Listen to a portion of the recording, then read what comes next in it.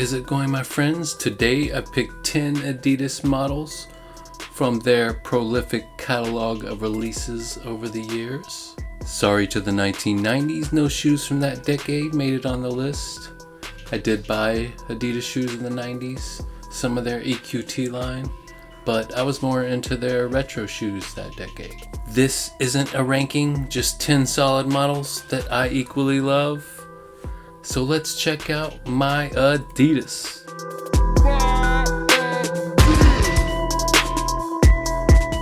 And we are going to start off with the Stan Smith from 1965. Originally the shoe was released under a different tennis pro's name. His name was Robert HAILLET. Maybe? I don't know.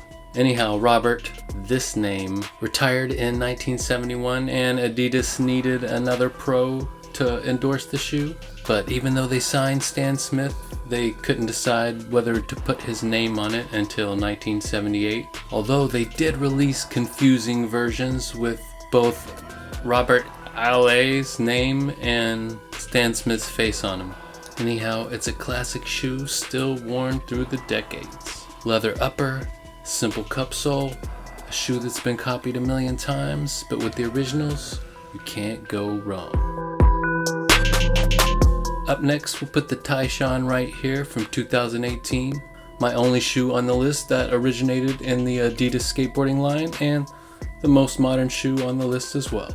There aren't many new original high or mid designs being released these days outside of basketball, and I did want to include at least one original skate design, so it was the Busenitz or this. While I do love skating in the Busenitz, I do love its looks. It's more of a soccer shoe amalgamation, whereas the Taishan seems fully original to me and occupies a unique space with its mid silhouette. Skating or chilling, you can't go wrong with the Taishan. Rod Laver from 1970. The only other tennis shoe on my list besides the Stan Smith. For some reason, when I was younger, the Rod Laver caught my eye. There's something about that era of tennis shoes I remember really well from Nike and Adidas. But anyhow, a solid shoe, and I was stoked just like everyone else when MF Doom, aka Zev Love X, dropped that verse referencing the Rod Laver. It's demonstrated in the perforated Rod Lavers. The pro model from around 1965. It was a high top version of the Super Grip when it originally released without the shell toe, the rubber toe.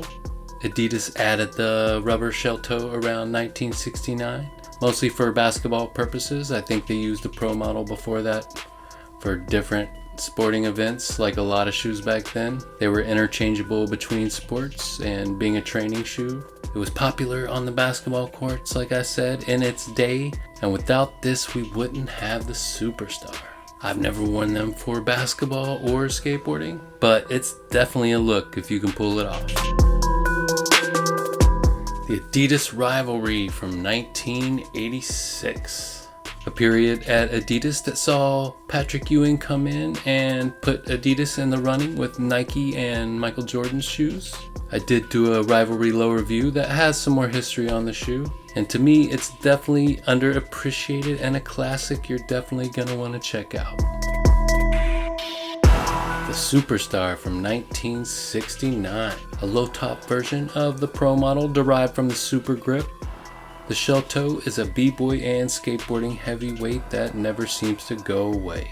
Like I said, the shell toes, the pro model or the Superstars are definitely a look. Back in the 80s and 90s, if you wore these, you were definitely saying something to the people around you. Your shoes spoke volumes. Still going strong, the shell toe isn't about to take that L. The Forum from 1984, a flagship basketball model with great looks. It's enjoying a little bit of resurgence these days, so you can find them in low, mid, or high. I reviewed the mid skateboarding version for Diego Najera. You guys can watch that if you want. You don't have to. If you want a classic b-ball shoe that's readily available, the Forum just might be the way to go.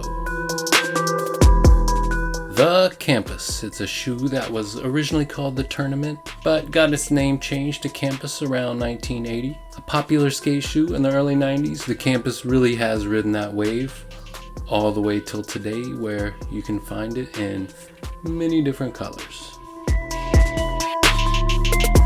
The Marathon TR from 1979 was one of Adidas's final projects, and it really epitomizes the Adidas look for me.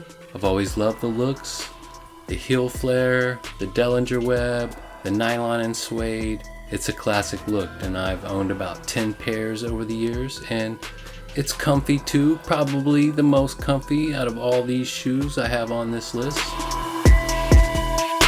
The Gazelles from 1966. Now, the original Gazelles released in red and blue. They were the same shoe, but two different soles for indoor and outdoor use. Since that model was released, they have gone through many different revisions. But today we're gonna really be talking about the one that they re-released in 1991. It has a bulked up shape for the American market, and that's the one they continually re-release till this day. I mean, they do a Gazelle OG and a Gazelle vintage versions that are like the ones from the 70s and 80s, but they do even offer a skateboarding version. Imagine that. So those are my top 10 Adidas shoes of all time.